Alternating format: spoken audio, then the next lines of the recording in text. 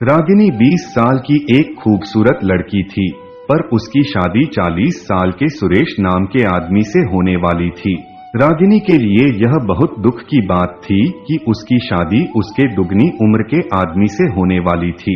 वो इस बात को लेकर बहुत दुखी थी, पर रागिनी अपने घर वालों के खिलाफ भी नहीं जा सकती थी, क्योंकि उसके मायके में उसके माँ बाप बचपन में ही गुजर चुके थे। वह अपने चाचा चाची के साथ रहती थी। चाचा चाची ने जो रिश्ता उसके लिए ढूंढा, उस रिश्ते को उसे मजबूरन मानना पड़ा, इसलिए मजबूरन वो सुरेश से शादी करने को तैयार हो गई। रागिनी और सुरेश की शादी बड़े साधारण तरीके से हुई, क्योंकि सुरेश की ये दूसरी शादी थी।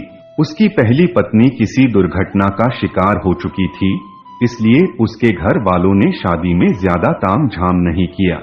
रागिनी दुल्हन बनकर सुरेश के घर आई। शादी की पहली रात को रागिनी ने सुरेश से बात तक नहीं किया। सुरेश बहुत अच्छा इंसान था। उसने रागिनी को परेशान न करते हुए तकिया उठा सोफे पर जाकर सो गया। सुरेश हर रात रागिनी से बात करने की कोशिश करता, पर रागिनी उसके करीब आना ही नहीं चाहती थी। सुरेश रागिनी के मन की बात समझकर रागिनी से कहता कि रागिनी जी, जब आपकी सहमति होगी तभी मैं आपके करीब आऊंगा।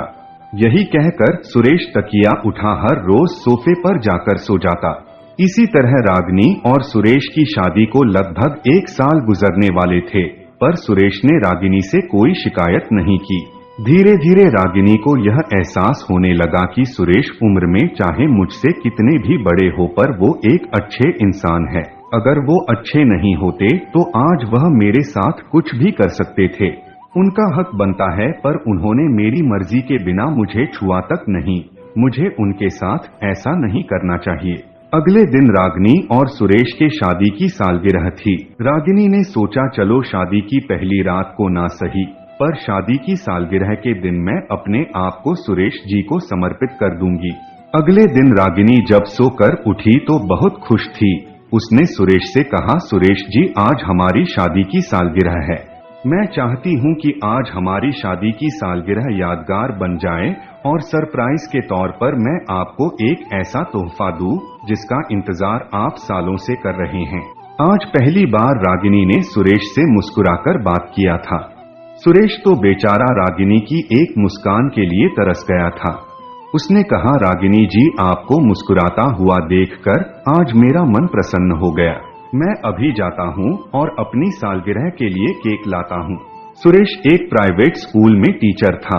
उसने स्कूल से आज छुट्टी ले ली और दोपहर का खाना खाने के बाद केक लाने बाजार चला गया।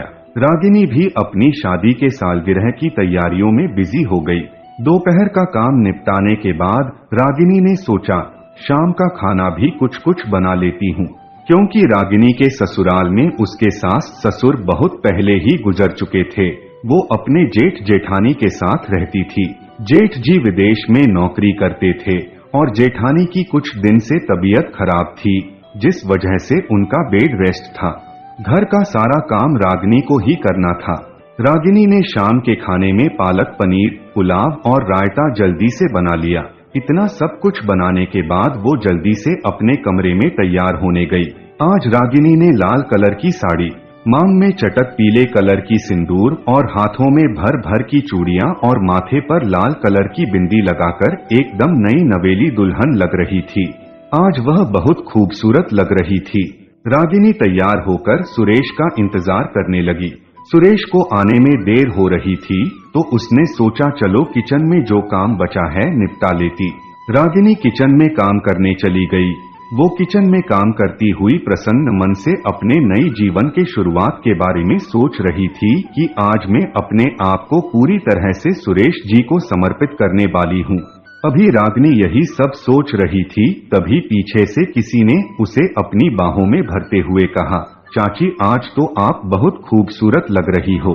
चाची, चाचा को कुछ पता नहीं चलेगा और आज रात में आपको जन्नत का मजा दूंगा। रागिनी ने अपने आप को छुड़ाते हुए पीछे मुड़कर देखा तो उसकी जेठानी का बेटा अमन था। रागिनी ने कहा, अमन, तुम क्या बोल रहे हो? मैं तुम्हारी चाची हूँ। अमन ने रागिनी को अपने मोबाइल में एक तस्वीर दिखाते हुए कहा, चाची आप मेरी चाची हो पर चाची की तरह दिखती नहीं हो, और अगर आप मेरी बात नहीं मानी तो मैं आपके बारे में चाचा को सब कुछ बता दूंगा कि शादी के पहले आपने क्या क्या किया है।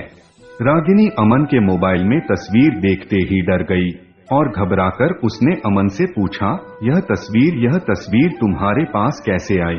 अमन ने कहा, चाची ये तस्वीर ही नहीं बल्कि आपके बारे में मुझे बहुत कुछ पता है, और अगर मैं चाचा को बता दूं तो चाचा आज ही इसी वक्त आपको छोड़ देंगे, और अगर चाहती हो कि मैं चाचा को कुछ नहीं बताऊं तो बदले में आपको मेरे साथ एक रात गुजारनी होगी। रागिनी ने अमन से पूछा, पर यह सब तुम्हें कैसे पता? अमन ने कहा है, चाची शादी के पहले आप जिस लड़के से प्यार करती थी वह लड़का मेरा दोस्त है। उसी के मोबाइल में मैंने आपकी और उसकी तस्वीर देखी, फिर मैंने उससे पूछा तो उसने मुझे सब कुछ बता दिया कि वह आपसे प्यार करता था और शादी भी करने वाला था, पर आपके घर वालों ने आपकी शादी मेरे चाचा से करवा दी। वो लड़का यह सब बताते हुए आपके लिए बहुत रो रहा था। उस लड़के को ये नहीं पता है कि आपकी शादी मेरे ही घर में मेरे चाचा से हुई है और आप मेरी चाची हो। चाची मेरी नजर तो आपके ऊपर आपके शादी के दिन से ही थी।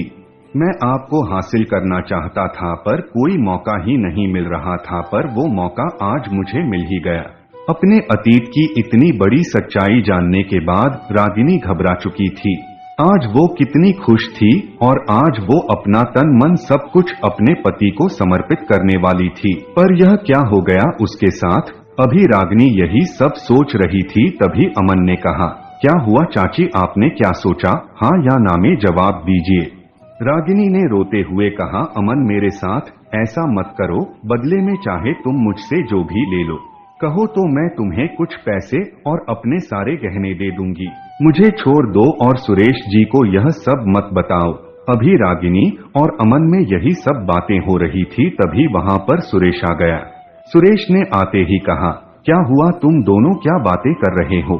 सुरेश को देखकर रागिनी घबरा गई और उसने बात को संभालते हुए कहा, कुछ नहीं सुरेश जी, मैं तो अमन से ये बोल रही थी कि तुम्हारे चाचा को आने में कितनी देर हो रही है। सुरेश ने कहा, हाँ आज मेरा एक बहुत पुराना दोस्त मिल गया था, मैं उसी से बात करने लगा था।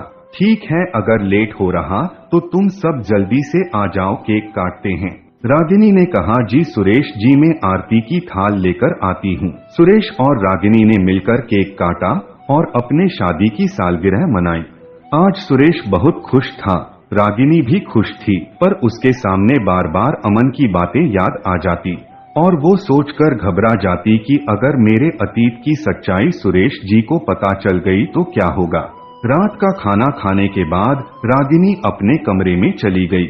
आज रागिनी ने अपने कमरे को सुहाग की सेज की तरह सजाया हुआ था। कमरा गुलाब की खुशबू और परफ्यूम से महक रहा था। सुरेश जब कमरे में आया तो रागिनी बिस्तर पर बैठी हुई सिसक सिसक कर रो रही थी। रागिनी को रोता हुआ देख सुरेश घबरा गया और उसके पास जाकर बोला, क्या हुआ? रागिनी जी, आप रो क्यों रही है? आपने तो कहा था कि सरप्राइज के तौर पर मैं आपको एक बहुत बड़ा तोहफा दूंगी, तो बताइए मेरा तोहफा कहाँ है? रागिनी सुरेश के गले से लिपट कर फूट फूट कर रोती हुई कहने लगी, सुरेश जी, वो तोहफा देने से पहले मैं आपको कुछ बताना चाहती हूँ। मेरे अतीत की सच्चाई जानने के बाद अगर आप मुझे अपनाएंगे तो वही आपका तोहफा होगा। रागिनी ने सुरेश को अपने और रवि के बारे में सब कुछ बता दिया कि वह शादी से पहले रवि नाम के एक लड़के से प्यार करती थी और उसी से शादी भी करना चाहती थी, पर घर वालों ने जबरदस्ती मेरी शादी आपसे करवा दी। मेरे और रवि के बारे में आपके भतीजे अमन को सब कुछ पता चल गया है। वो मुझे ब्लैकमेल कर रहा है और बदले में वह मेरे साथ एक रात बिताना चाहता है। रागिनी के मुंह से सुरेश जब यह सब सुना तो सन्न रह गया। उसने कहा, अमन ये सब करने के बारे में सोचेगा? मैंने सपने में भी नहीं सोचा था। सुरेश ने रागिनी से कहा कि रागिनी जी, शायद मैं आपको समझ नहीं पाया। मुझे लगता था कि मेरी और आपकी उम्र में बहुत ज्यादा फासला है, इसलिए आप मुझे पसंद नहीं करती है और मुझसे दूर दूर रहती हैं, पर सच्चाई तो कुछ और ही है। आप तो किसी और से प्यार करती है, इसलिए मुझे पसंद नहीं करती। रागिनी ने कहा, सुरेश जी, मैं जब आई थी तो आपको पसंद नहीं करती थी, पर आपकी अच्छाइयों ने मेरे मन और तन दोनों को जीत लिया। अब मैं अपने अतीत को भूल चुकी हूँ और दिल से मैं आपकी होना चाहती हूँ। सुरेश ने रागिनी से कहा, रागिनी जी, मुझे यह सुनकर बहुत खुशी हुई कि आप अपने अतीत को भूलकर मेरे साथ जिंदगी गुजारना चाहती हैं, और मुझे इस बात की भी खुशी है कि आपने अमन का साथ न देते हुए मुझे समझा और अपनी अतीत की गलतियों को बताया। नहीं तो लोग हर गलत कदम उठा लेते हैं और बहुत बड़े दलदल में फंस जाते हैं। सुरेश रागिनी को अपने गले से लगा लिया। आज रागिनी और सुरेश दोनों एक हो चुके थे। अगले दिन सुरेश अमन के पिता के पास फोन करके अमन की सारी सच्चाई बता दी और कहा, भैया, आपके बेटे ने जो हरकत करने की कोशिश की है, ये जानने के बाद अब मैं एक पल भी इस घर में नहीं रह सकता। यही कहकर सुरेश रागिनी को लेकर दूसरे घर में रहने चला गया। दोस्तों, अगर अपनों का साथ हो तो इंसान बड़ी से बड़ी मुश्किलों का सामना बड़ी आसानी से कर सकता है और दुनिया की कोई भी ताकत हमारे रिश्ते को तोड़ भी नहीं सकती। तो दोस्तों, आशा करता हूँ कि ये कहानी आप लोगों को अच्छी लगी होगी, तो इसे लाइक कीजिए और हमारे चैनल को सब्सक्राइब कीजिए। धन्यवाद।